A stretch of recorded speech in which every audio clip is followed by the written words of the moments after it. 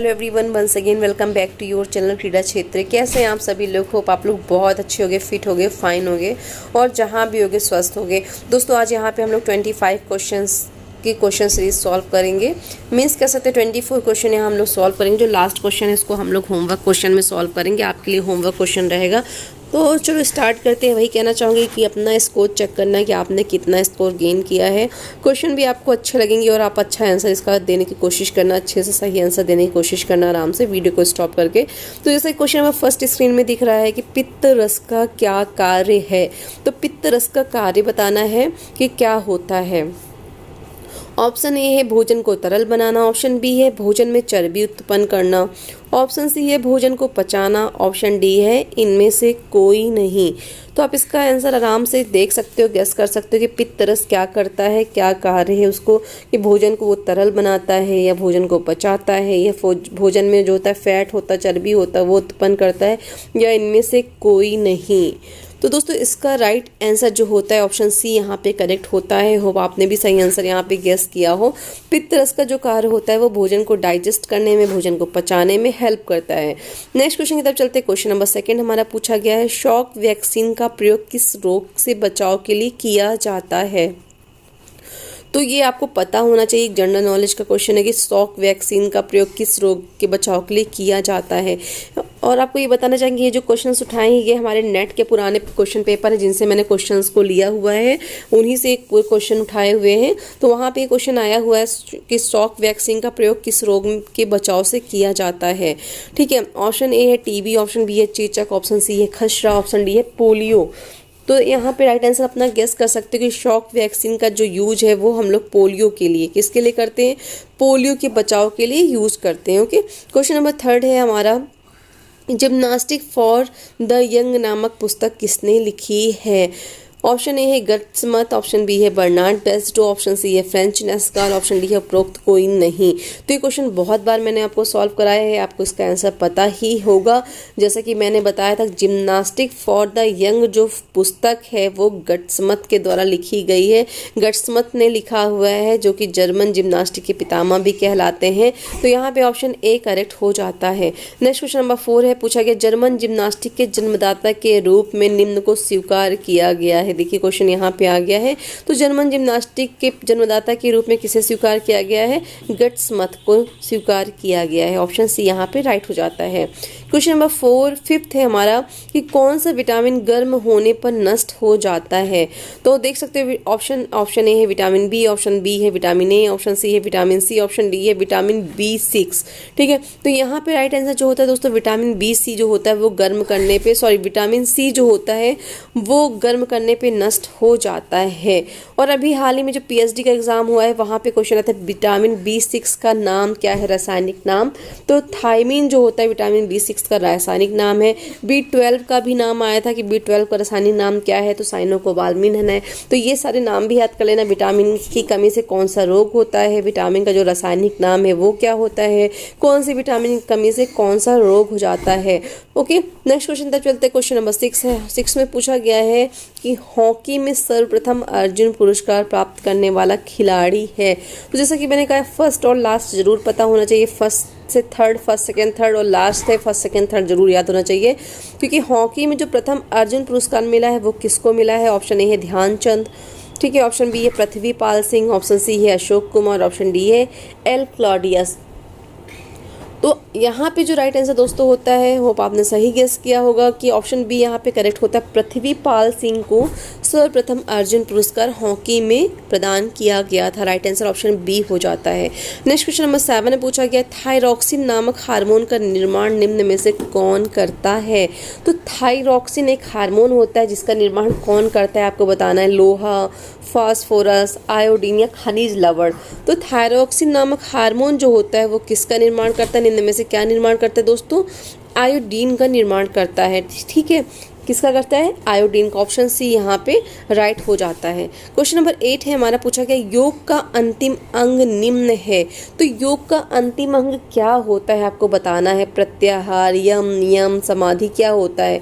तो यहाँ पे राइट आंसर, जैसा कि आपको पता होगा बहुत सारे लोगों की, योग का जो अंतिम नियम होता है वो हमारा अंतिम अंग जो होता है समाधि होता है। जैसा कि आप देखा होगा यम, नियम, प्राणायाम, प्रत्याहार, ध्यान, धारणा, समाधि, ये सारी चीज़ें। तो यहाँ पे ये राइट आंसर हमारा ऑप्शन डी हो जाता है। ओके, क्वेश्चन नंबर 9 है, निम्न में से योग का तीसरा अंग है, तो तीसरा अंग कौन सा आपको बताना है। ऑप्शन अकॉर्डिंग यम, प्राणायाम, नियम, आसन, क्या है तीसरा अंग।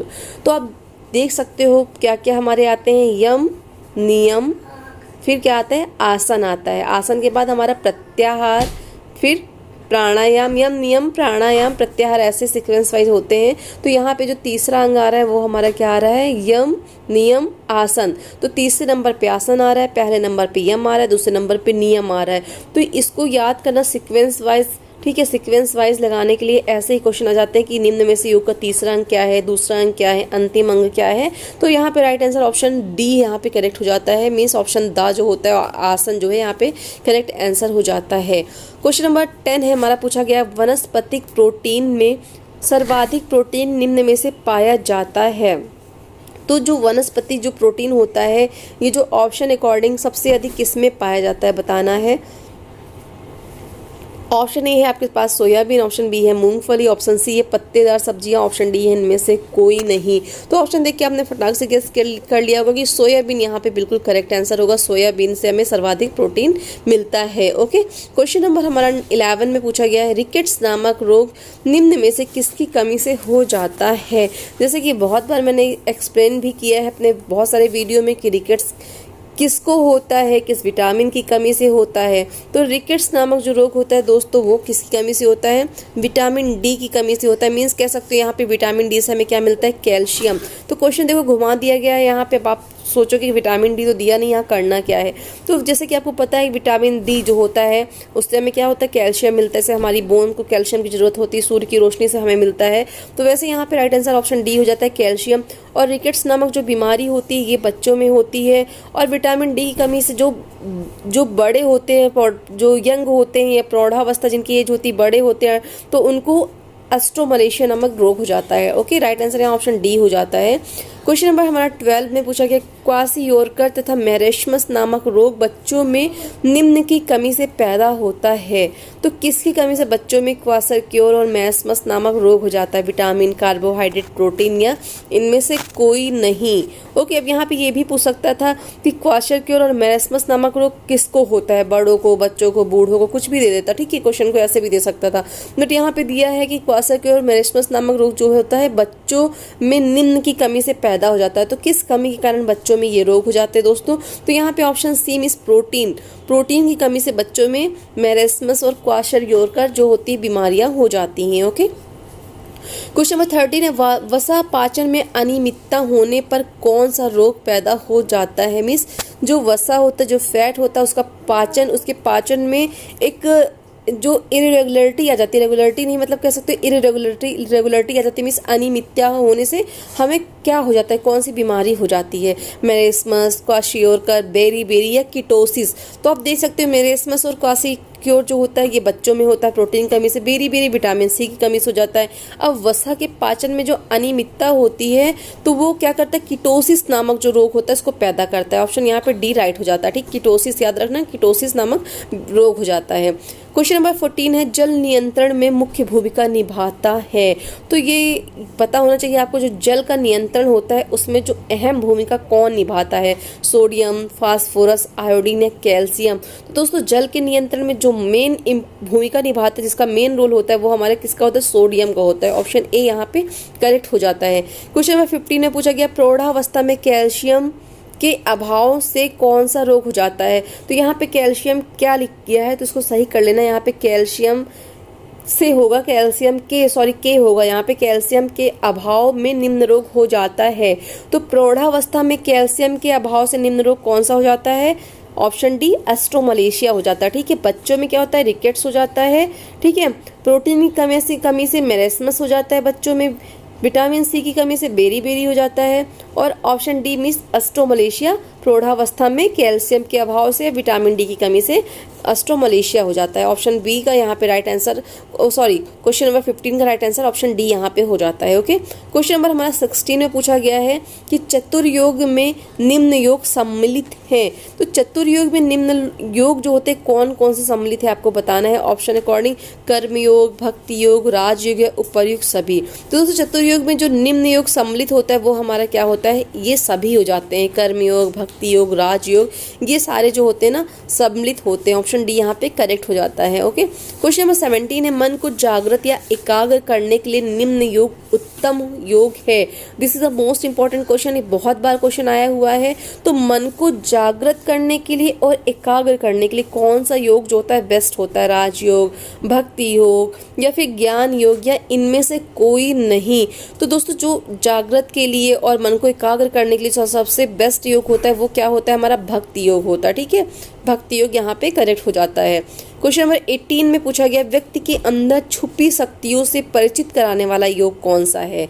तो जो हमारे अंदर जो छुपी हुई शक्तियाँ जिनके बारे में हम लोग नहीं जानते हैं, ऐसा कौन सा योग है जिसको करके हम अपने अंदर की छुपी हुई शक्तियों को जान सकते हैं। तो ऑप्शन ए है कुंडलिनी योग, ऑप्शन बी है राजयोग, ऑप्शन सी है भक्ति योग, ऑप्शन डी है ज्ञान योग। तो यहाँ पे राइट आंसर आप सभी ने गेस कर लिया होगा होप। तो right answer option A miss kundalini योग जो होता है, इसके द्वारा हम लोग अपनी छुपी हुई शक्तियों को जागृत कर सकते हैं, उनसे परिचित हो सकते हैं, उनसे रूबरू हो सकते हैं। तो ऑप्शन ए यहाँ पे करेक्ट हो जाता है। क्वेश्चन नंबर 19 में पूछा गया, भारतीय योग संस्थान इन शहर में स्थित हैं। तो यहाँ पे जो ऑप्शन दिए हुए हैं आपको बताना है इन ऑप्शन के अकॉर्डिंग किस जगह पे भारतीय योग संस्थान स्थित है। नई दिल्ली में, गांधीनगर में, चेन्नई में या फिर बनारस में। तो आप सभी को जैसा कि पता होगा हमारा जो भारतीय योग संस्थान है वो न्यू दिल्ली में स्थित है, नई दिल्ली में स्थित है। ऑप्शन ए यहाँ पे राइट हो जाता है। क्वेश्चन नंबर 20 है, पूछा गया भारतीय योग साधना केंद्र किस शहर में स्थित है। तो भारतीय योग जो साधना केंद्र है वो कहाँ स्थित है, चंडीगढ़ में, हरिद्वार में, नई दिल्ली में या भोपाल में। तो दोस्तों भारतीय योग साधना केंद्र जो है वो हमारा कहाँ पे स्थित है दोस्तों, ऑप्शन सी नई दिल्ली में। ओके, ऑप्शन सी यहाँ पे राइट होता है नई दिल्ली में। ओके, क्वेश्चन बने मनोविश्लेषण आधारित चिकित्सा किसने विकसित की है। ठीक है, ऑप्शन ए है स्किनर, ऑप्शन बी है सिगमंड फ्रायड, ऑप्शन सी है प्लेटो, ऑप्शन डी है डार्विन। तो ये क्वेश्चन बहुत बार आया हुआ, जो क्वेश्चन कई बार रिपीट हुए हैं वही क्वेश्चन यहाँ पे रखे हुए हैं, लिए हैं आपके लिए, क्योंकि राजस्थान के एग्जाम के लिए कुछ ही समय बचा हुआ है। तो आपकी प्रैक्टिस के लिए छोटे छोटे क्वेश्चन, इंपॉर्टेंट क्वेश्चन रहेंगे तो बहुत ही अच्छा हेल्पफुल रहेगा। ठीक है, तो यहाँ पे जो मनोविश्लेषण आधारित चिकित्सा है तो किसने किया है, बहुत बार हमने आपको बताया हुआ भी है इसके बारे में। तो ऑप्शन बी सिगमंड फ्रायड। ठीक है, मनोविश्लेषण में जो साइको एनालिटिक थ्योरी बोल सकते हो, इंग्लिश में साइको एनालिटिक थ्योरी के जन्मदाता जो है सिगमंड फ्रायड है। ऑप्शन बी यहाँ पे करेक्ट हो जाता है। क्वेश्चन नंबर 21 है, मैं सोचता हूँ इसलिए मैं हूँ किसकी उक्ति है। उक्ति मीन्स कह सकते हो किसने कहा है कि मैं सोचता हूँ इसलिए मैं हूँ। तो ये डेफिनेशन भी बहुत बार आई हुई है, जनरली नेट के पेपर में ये क्वेश्चन देखने को मिलता है। तो ऑप्शन देख सकते हो देकार्त, ऑप्शन बी है रूसो, ऑप्शन सी है अरस्तू, ऑप्शन डी है प्लेटो। तो जैसा कि आपको यहाँ पे आंसर स्क्रीन पे शो हो रहा है, राइट आंसर देकार्त ने कहा है कि मैं सोचता हूँ इसलिए मैं हूँ। याद रखना, मैं सोचता हूँ इसलिए मैं हूँ, किसने कहा है, देकार्त ने कहा है। चलते हैं नेक्स्ट क्वेश्चन की तरफ। क्वेश्चन नंबर 22 है हमारा। 22 में पूछा गया CNS पेशियों में, ठीक है, CNS मीन्स क्या होता है, सेंट्रल नर्वस सिस्टम से पेशियों की ओर जाने वाले आवेग कह जाते हैं, मीन्स कहे जाते हैं। ठीक है, यहाँ पे सही कर लेना, CNS से पेशियों की ओर जाने वाले आवेग जो होते हैं, आवेग मीन्स इम्पल्स जो होते हैं वो कहे जाते हैं। क्या कहे जाते हैं, अपवाही, अभिवाही, संवेदना या उपर्युक्त सभी। तो जो CNS से पेशियों की ओर जो जाने वाले आवेग हैं दोस्तों वो हमारे जो कहलाते हैं, क्या कहलाते हैं, ऑप्शन ए अपवाही कहलाते हैं। ठीक है, ऑप्शन ए यहाँ पे राइट आंसर हो जाता है। क्वेश्चन नंबर हमारा 23 है। 23 में पूछा गया प्रथम बुद्धि जांच किसने विकसित की है। This is a most important question है, बहुत बार आया हुआ है। तो प्रथम बुद्धि, जो बुद्धि मतलब कहते हैं ना बुद्धि लब्धि की जांच किसने की है, जो प्रथम बुद्धि की जांच है वो हमारे किसने की है। ऑप्शन देख सकते हो बिनेट और साइमन ने, पावलोव और वॉटसन ने, टर्मन और मैरिल ने, या फिर मैस्लो या फिर मैकडूगल ने। तो दोस्तों प्रथम बुद्धि की जो जांच परीक्षण है जो विकसित किया है वो किसने किया? बिनेट और साइमन ने। याद रखना, प्रथम बुद्धि की जांच परीक्षण जो है बिनेट और साइमन ने किया है।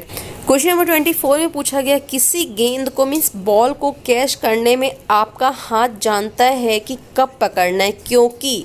अब सोचो क्यों, अगर बॉल हम लोग थ्रो करते हैं, उसको कैच करते हैं, कैसे पता होता है कि अब बॉल को कैच करना है? तो ऑप्शन ए यहाँ पे दिया है, आपका जो परा अनुसंवेदी तंत्रिका सक्रिय होता है।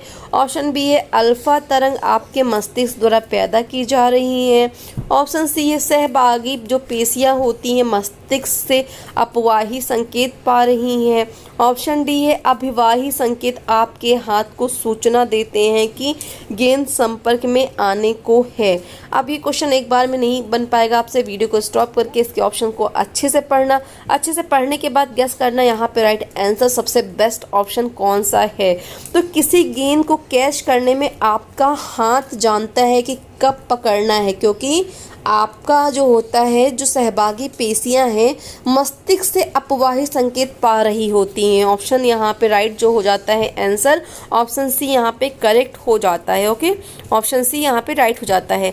आप कह सकते हैं आज का हमारा जो लास्ट 25 क्वेश्चन है, 25 ये आपका होमवर्क क्वेश्चन, जैसे अपन को स्कूल में टीचर देते हैं ना होमवर्क क्वेश्चन, तो वैसे ये आपके लिए होमवर्क क्वेश्चन है। अगर आप वीडियो देख रहे हो तो कमेंट सेक्शन में जाके इसका आंसर जरूर देना, ठीक है। वीडियो को स्टॉप करके मत चले जाना, आपकी ही प्रैक्टिस होगी, आपके लिए हेल्पफुल रहेगा। तो क्वेश्चन 25 में पूछा गया है, मोस्ट इंपॉर्टेंट क्वेश्चन है, जनरल एग्जाम में आपको देखने को मिलेगा भी। खेल का अतिरिक्त ऊर्जा का सिद्धांत किसने दिया है? आपको बताना है खेलों में जो अतिरिक्त ऊर्जा का सिद्धांत है वो किसने दिया है। इसका आंसर आप कमेंट सेक्शन में दीजिएगा। ओके, तो मिलते हैं इसी के साथ में अगले वीडियो को। होप आपको आज का जो वीडियो है पसंद आया हो, अच्छा लगे तो प्लीज़ यार वीडियो को लाइक कर देना, शेयर कर देना और चैनल को सब्सक्राइब कर देना अगर फर्स्ट टाइम विजिट कर रहे हो, और बेल आइकन को प्रेस करके ऑल पर क्लिक कर देना ताकि आने वाली हर एक नोटिफिकेशन आपको मिल सके। तब तक के लिए आप सभी को नमस्कार, आपका दिन शुभ हो।